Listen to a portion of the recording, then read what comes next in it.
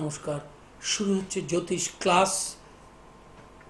YouTube subscribe করুন, এই ক্লাসগুলো দেখতে পারবেন। আপনার অবসর সময় আপনি বসে বসে দেখবেন।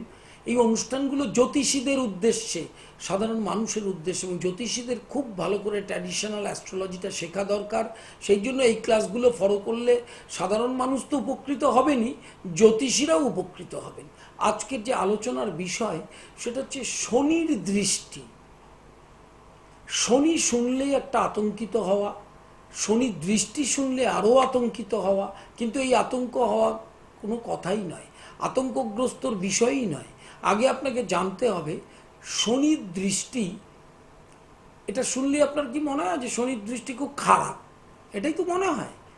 কিন্তু শনির দৃষ্টি সবসময় খারাপ এটা আপনি জ্যোতিষটাকে গভীরে গিয়ে অধ্যয়ন না করলে আপনি বুঝে উঠতে পারবেন না। প্রথম হচ্ছে শনি দশম, সপ্তম, তৃতীয় এই কটি জায়গায় পূর্ণ দৃষ্টি দেয়। তাহলে তৃতীয় দেয়, সপ্তমে দেয়, দশমে দেয়, এবং সব গ্রহেরই সপ্তমে পূর্ণ দৃষ্টি। একটা জিনিস মাথায় রাখতে হবে, যে গ্রহের, এটা লিখে নিন কাগজে, ধরুন মঙ্গলের চতুর্থে আর অষ্টমে পূর্ণ দৃষ্টি, তাহলে সপ্তমে তো নর্মালি পূর্ণ দৃষ্টি। সপ্তমে পূর্ণ দৃষ্টি থাকলেও যখনই চতুর্থ মঙ্গলে একটা স্পেশাল, একটা বিশেষ দৃষ্টি দিচ্ছে, সেটার কিন্তু জোর অনেক বেশি। তাহলে ধরুন আপনার শনি লগ্নে, তাহলে লগ্ন থেকে কোথায় কোথায় দেখবে? লগ্নের তৃতীয়কে দেখবে, লগ্নের দশমকে দেখবে, লগ্নের সপ্তমকে দেখবে। তৃতীয়, সপ্তম, দশমে শনির পূর্ণ দৃষ্টি। এবার প্রশ্ন হচ্ছে, ওই তৃতীয় আর দশম দৃষ্টিটার গুরুত্ব অনেক বেশি সপ্তমের থেকে, কারণ সপ্তমে নর্মাল দৃষ্টি, তার একটা ফল আছে, সেই আলোচনায় যাচ্ছি। এইবার শনির তৃতীয় দৃষ্টিকে স্নেহ দৃষ্টি বলা হয়। আচ্ছা, দর্শক বন্ধুর কাছেই বলি, স্নেহ কথার মানে কি? একটা ভালোবাসার দৃষ্টি। তাহলে শনি স্নেহ দৃষ্টি যদি তৃতীয় ঘরে দৃষ্টি রাখে, স্নেহ দৃষ্টি হয়, তাহলে সেই ঘরের কি খুব ক্ষতি করবে? স্নেহ দৃষ্টি কি ক্ষতি করে? তাহলে আমাদের যে ধারণাটা ছিল সে ধারণাটা ভুল, যে শনি দৃষ্টি মানেই অশুভ। কখনো নয়। শনি তৃতীয় দৃষ্টি দিলে স্নেহ দৃষ্টি হয়, কিন্তু এবার দেখতে হবে আপনাকে শনি কাকে দৃষ্টিটা দিচ্ছে। শনি তার শত্রু গ্রহকে দৃষ্টি দিচ্ছে কিনা। তা শনি যদি মঙ্গলকে দেখে, শনি যদি রবিকে দেখে, শনি যদি চন্দ্রকে দেখে, তাহলে শনির স্নেহ দৃষ্টিটা থিওরিটিক্যালি স্নেহ দৃষ্টি, কিন্তু স্নেহের ফল হবে না। ভালো করে একটু প্র্যাকটিক্যাল বাস্তব জ্ঞানে বুঝুন। আপনার যে শত্রু, আপনি তার দিকে কেমন তাকান? কেমন করে তাকান? খুব ক্রূর দৃষ্টিতে তাকান। আর আপনি যাকে খুব ভালোবাসেন বা স্নেহ করেন, তার দিকে কি ক্রূর দৃষ্টিতে তাকান? তাহলে এই স্বাভাবিক জ্ঞানটাও বর্তমান জ্যোতিষ যারা করছেন চ্যানেলে, ইউটিউবে, তাদের হয়নি। সেটা হচ্ছে শনি মঙ্গলের দিকে যেভাবে তাকাবে, শনি বৃহস্পতির দিকে কি সেইভাবে তাকাবে? শনি রবির দিকে যেভাবে তাকাবে, অর্থাৎ যেহেতু রবি মহাশত্রু, মঙ্গল মহাশত্রু, সেই মহাশত্রুর দিকে তৃতীয় দৃষ্টি দিলেও সেই স্নেহ দৃষ্টির অ্যাপ্লিকেশন হবে না। তাহলে এটা বাস্তবে অ্যাপ্লিকেশন কীরকম হবে? তৃতীয় মঙ্গল, শনির তৃতীয় দৃষ্টি পড়েছে।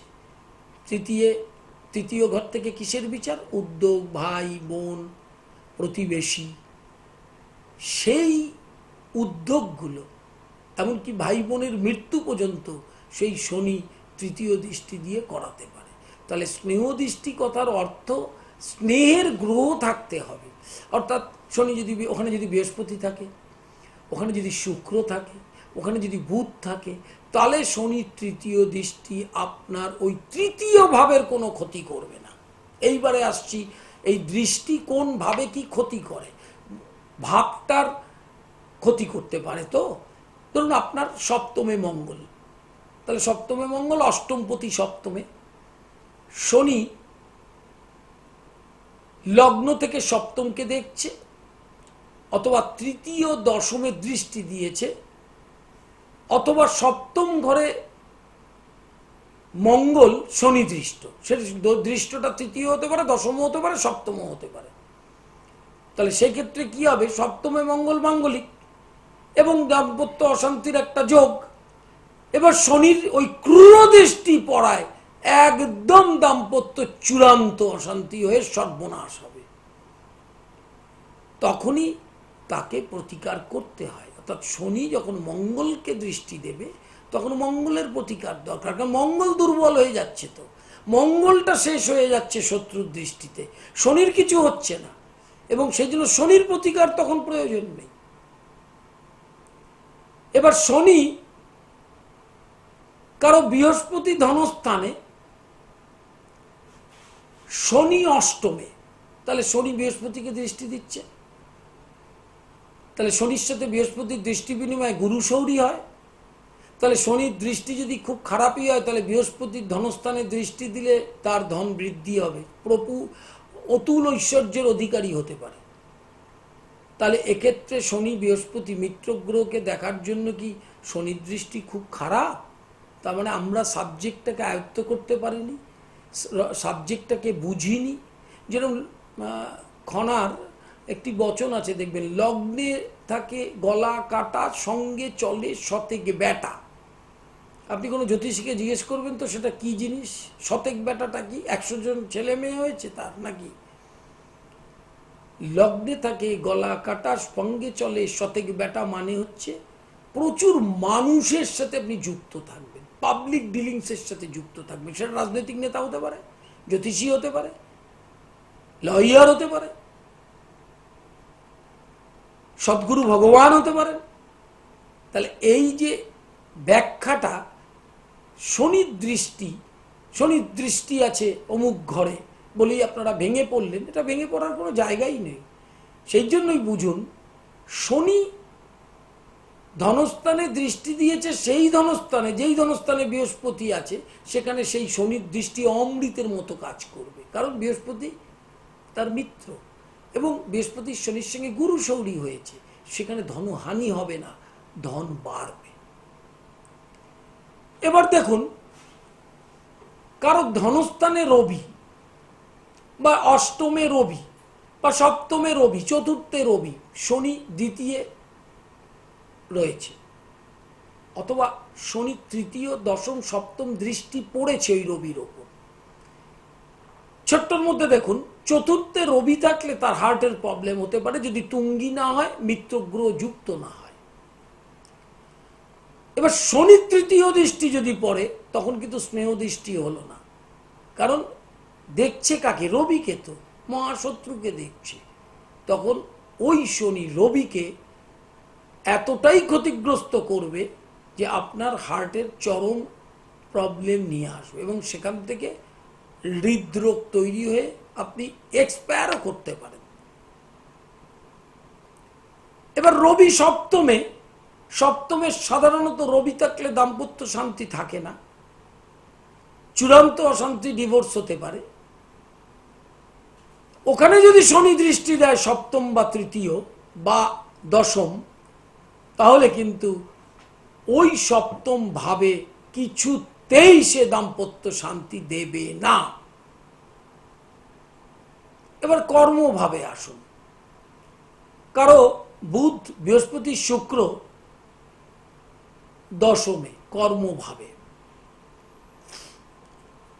শনি চতুর্থে রয়েছে। চতুর্থে শনি সুখ নাশ করে।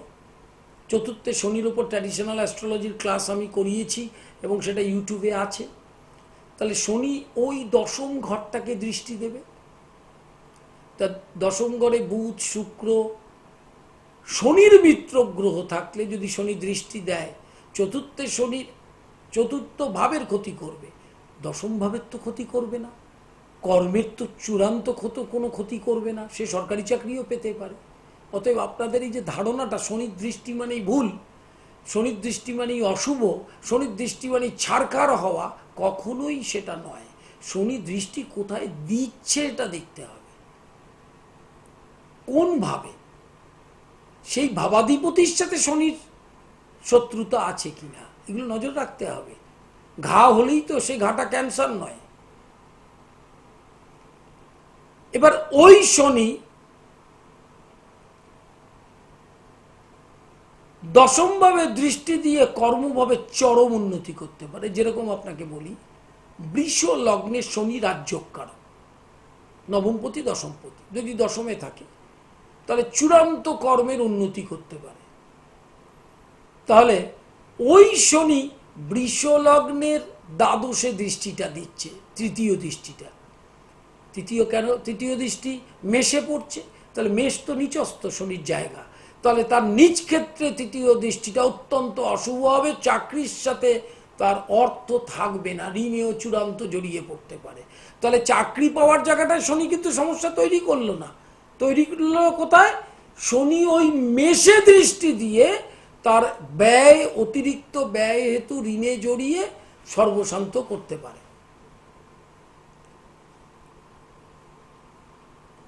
কারো সপ্তমে বৃহস্পতি আছে, সপ্তমে বৃহস্পতি থাকলে একটু লেট ম্যারেজ হয়, একটু দেরিতে বিবাহ হতে পারে, কিন্তু বিবাহ ভালো হবে কি মন্দ হবে অন্যান্য গ্রহের অবস্থান দেখতে হয়। কিন্তু ওই বৃহস্পতি সপ্তমে শনি দৃষ্ট হয়েছে, শনি দশম দৃষ্টি, শনি সপ্তম দৃষ্টি, শনি তৃতীয় দৃষ্টি, যে কোনো একটি দৃষ্টি হয়েছে, তাহলে বৃহস্পতি তো শুভ গ্রহ, শনি তার শুভ গ্রহ শুভ স্থান সপ্তম ভাবকে দেখছে। এই ফিলোসফিটা না বুঝতে পারলে কোনোদিন জ্যোতিষ শিখতে পারবেন না, এবং এটা শিখতে গেলে, বুঝতে গেলে বছরের পর বছর সংগ্রাম করতে হয়। এই যারা অল্প বয়স, 2, 3 পাস, মাধ্যমিক পাস, 8 পাস, 9 পাস, বাবরি চুল নিয়ে জ্যোতিষ চেম্বারে বসে পড়েছেন, তারা কিন্তু এগুলো জীবনে ধারণাই করতে পারবে না। তাহলে আপনার সন্তানের বা আপনার সপ্তমস্থ বৃহস্পতি লেট ম্যারেজ করতে পারে। শনির দৃষ্টি পড়ল ওই সপ্তম ভাবের ওপর, তৃতীয়, সপ্তম এবং দশম দৃষ্টি, সেক্ষেত্রে ওই বৃহস্পতিটা শনি দৃষ্টি দেওয়ায় ওই লেট ম্যারেজটা, শুভ দৃষ্টি দেখুন, ওই লেট ম্যারেজটা আরেকটু লেট হতে পারে। কারণ শনি বিবাহ কারক গ্রহ নয়, শনি বিবাহের বাধা কারক গ্রহ। শনি হচ্ছে গৃহস্থ ধর্ম করুক, সন্তান সন্ততি হোক, বিবাহ করুক, সেটা চায় না। সে তপস্বী, সে চায় ইন্দ্রিয় সংযম, সে চায় ঈশ্বরের পথে এগোন। তাহলে শনি সেই বৃহস্পতির কাম ভাবটাকে, অর্থাৎ সপ্তম ভাবটাকে, দাম্পত্য এবং কাম ভাব, দাম্পত্য শান্তির জায়গাটায় দৃষ্টি দিয়ে ম্যারেজটাও লেট করাবে, এবং সেক্ষেত্রে দাম্পত্য অশান্তিও হতে পারে। আমি বহু বছরের পেশায় দেখেছি সপ্তমে বৃহস্পতি থাকলে ডিভোর্স পর্যন্ত হয়, এবং সেটা স্বক্ষেত্রে থাকলেও হয়, তার অন্য ব্যাখ্যা আছে। তাহলে শনির তৃতীয় দৃষ্টি, সপ্তম দৃষ্টি, দশম দৃষ্টি, শনির তৃতীয় দৃষ্টি স্নেহ, সপ্তমে এমনি পূর্ণ দৃষ্টি, আর দশম দৃষ্টি। তো এই দৃষ্টিগুলো খারাপ, এই দৃষ্টিগুলো সবসময় আপনার চরম ক্ষতি করবে তা নয়। ক্ষতিটা কখন করবে? যে ভাবগুলোতে যে গ্রহের অবস্থান, সেই ভাবগুলো যদি দুর্বল হয়, শনির শত্রু হয়, তাহলে চূড়ান্ত ক্ষতি করবে। অষ্টমে মঙ্গল, শনির তৃতীয় দৃষ্টি বা দশম বা সপ্তম দৃষ্টি পড়েছে, অষ্টম ঘর থেকে বাধা, বিপত্তি, মৃত্যু সমস্তটাই আপনার জীবনে নেমে আসতে পারে।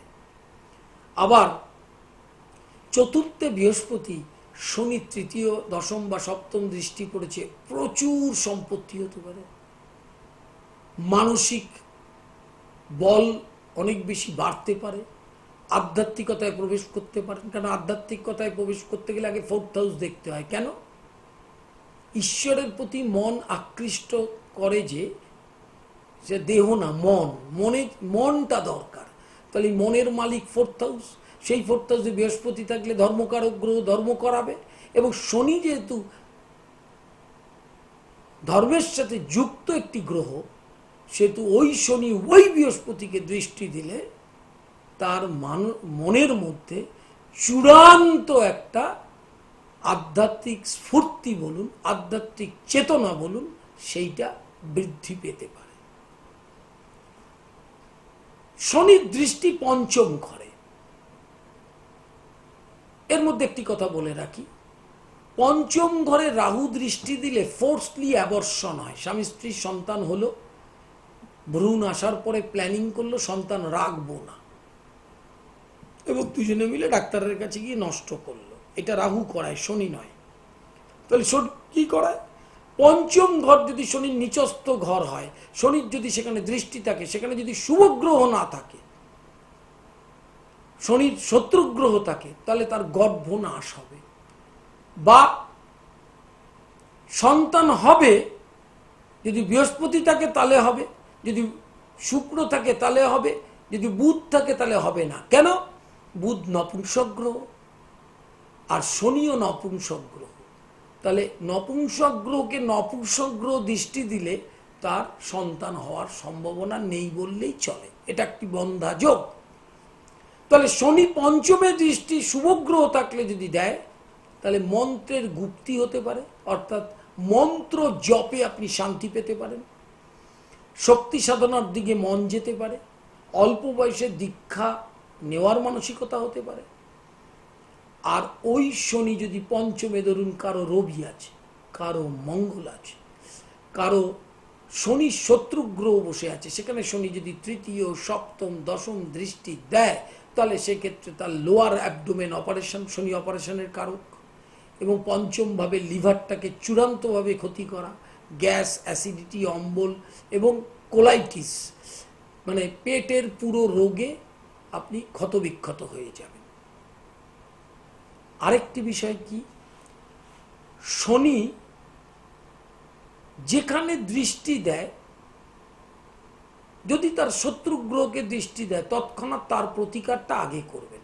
শনি রবিকে দেখলে রবিকে প্রতিকার করবেন, শনি মঙ্গলকে দেখলে মঙ্গলকে প্রতিকার করবেন, শনি বুধকে দেখলে বুধের প্রতিকার করবেন, শনি শুক্রকে দেখলে শুক্রের প্রতিকার করবেন। অর্থাৎ শনি যেখানটায় বসে আছে সেখানটার প্রতিকারের তখনই প্রয়োজন। শনির প্রতিকার কখন কখন হয় এটাও আপনাদের শিখতে হবে। সেটা কি? অষ্টম, লগ্ন, চতুর্থ, পঞ্চম, এই হচ্ছে শনির প্রতিকারের স্থান। অন্য কোনো স্থানে নিচস্থ বা বক্রি হলে কোনো কোনো সময় প্রয়োজন হতে পারে, সব সময় প্রয়োজন হবে না।